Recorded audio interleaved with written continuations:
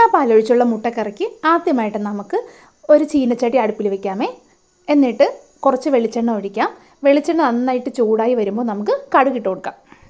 കടുകൊന്ന് പൊട്ടി വരുമ്പോഴത്തേക്കും കുറച്ച് കറിവേപ്പില ഇട്ട് കൊടുക്കാമേ. അത് കഴിഞ്ഞിട്ട് കുറച്ച് സവോളയും അതുപോലെ തന്നെ പച്ചമുളകും കുറച്ച് ഉപ്പും കൂടി ഇട്ട് കൊടുക്കാം. ഉപ്പ് നമുക്ക് നമ്മുടെ ആവശ്യത്തിനനുസരിച്ച് ഇട്ട് കൊടുക്കാം. എന്നിട്ട് നന്നായിട്ടൊന്ന് ഇളക്കിയിട്ട് ഒന്ന് അടച്ച് വെക്കണേ. സവോള നന്നായിട്ടൊന്ന് വരണ്ട് വരുമ്പോഴത്തേക്കും അതിലേക്ക് നമുക്ക് തീ ഒന്ന് കുറച്ച് വെച്ചിട്ട് കുറച്ച് മഞ്ഞൾപ്പൊടി ഇട്ട് കൊടുക്കാം. തീ കുറച്ച് വെച്ചില്ലെങ്കിൽ പൊടിയും കൂടി ഇടുമ്പോഴത്തേക്കും അടിയിൽ പിടിക്കും. പിന്നെ കുറച്ച് മുളക് പൊടി, അതുപോലെ മല്ലിപ്പൊടി, പിന്നെ കുറച്ച് മസാലപ്പൊടി നമുക്ക് ഇട്ട് കൊടുക്കാം.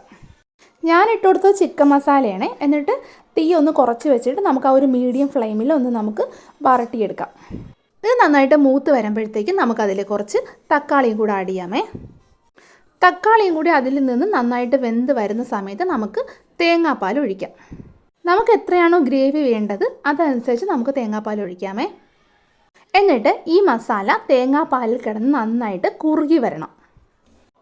ഇതിപ്പോൾ ഏകദേശം നന്നായിട്ട് തിളച്ച് വരുമ്പോഴത്തേക്കും കുറച്ച് കുരുമുളക് പൊടിയും കൂടെ നമുക്കതിൽ ചേർത്ത് കൊടുക്കാം.